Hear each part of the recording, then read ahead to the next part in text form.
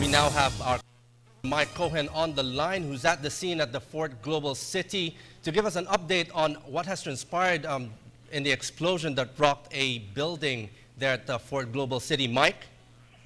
Robert, at this point in time, the Southern Police District has set up a command post. Members of the Taguig SWAT and EOD teams are on the scene. Government and private security have established a security cordon of about 100 meters away from the scene of the explosion, which is believed to have taken place in Unit 501 of Sarendra 2 and damaged also another unit.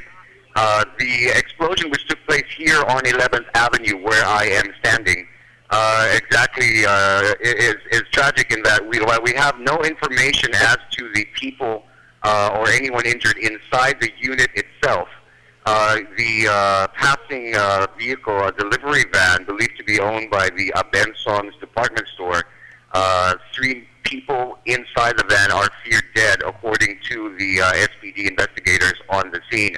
Now, MMDA rescue teams are also here, Robert, and as we said, a cordon has been established. They are trying to keep people out of the area for the obvious reason that if a section of would fall and crush a van, if somebody is walking around or trying to take a look at this scene, it would be of a high risk to them. We can see flashlights moving inside the unit. There appears to be investigators moving around, some flash photography taking place.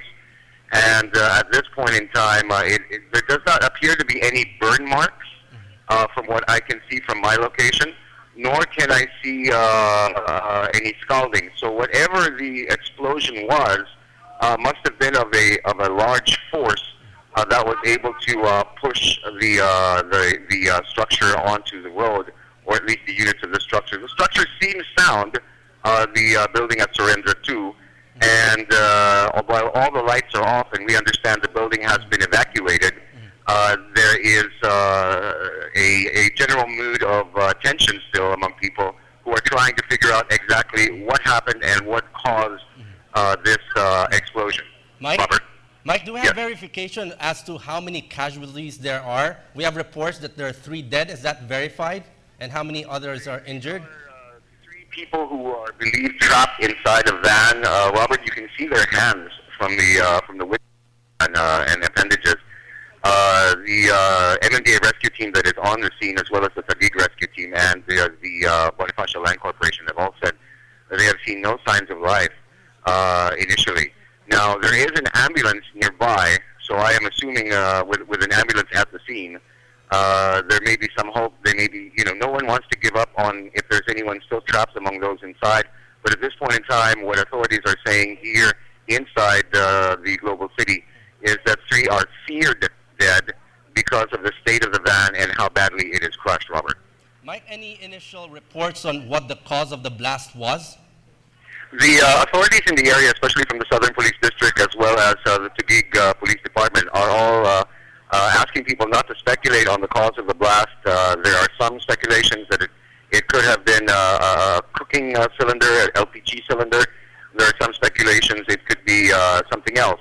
But at this point in time, from what we're seeing at this distance, we cannot say with a certainty. As I said, there does not appear to be any burn marks. Nor does there appear to be any signs of fire. You cannot smell anything that would be similar to, let's say, a gunpowder type explosion. But again, I'm about maybe 100, 150 feet away. But to give you an idea, excuse me, Robert, about 500 meters away from here at a hotel, and even inside the Market Mall, people felt the blast. So it must have been something large enough to cause the damage, Robert. Have you talked to anybody who actually heard or saw the blast? And did they... We have people all around here. Let me ask this gentleman. What's your name, sir? I'm Mike Cohen from PTV 4. Kayo po si... Henry. Binabanggit mo kanina you were coming here close by. How far away were you when the blast took place? Wait lang.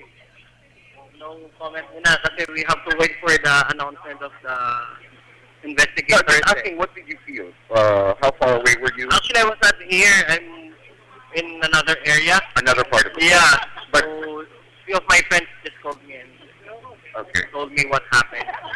That's all speculation. Okay. Until now. So, Robert, basically a lot of people gathering around here. If you know the circle in front of the market and the area, you have a mixture of residents, shoppers, people who work in the area who are all here, and as we said, they are keeping on the situation. Of course, they felt it also. So, Mike, Robert, just to back clarify, you. that's the building that's in front of Market in between Serendra? This would be just in front of the parking lot of Market. As you enter into the parking lot at the back side, if you're coming from along 11th Avenue, so this would be Serendra 2, Robert, Serendra 2. And finally, Mike, can you just give us a glimpse of the atmosphere right there, right now? What are the police doing? Are there a lot of bystanders looking there? And are there a lot of ambulances also in the area? Yes, a lot of people concerned, a lot of people moving around, security, of course, keeping everyone away from the scene while the SOCO teams are on the scene, Robert.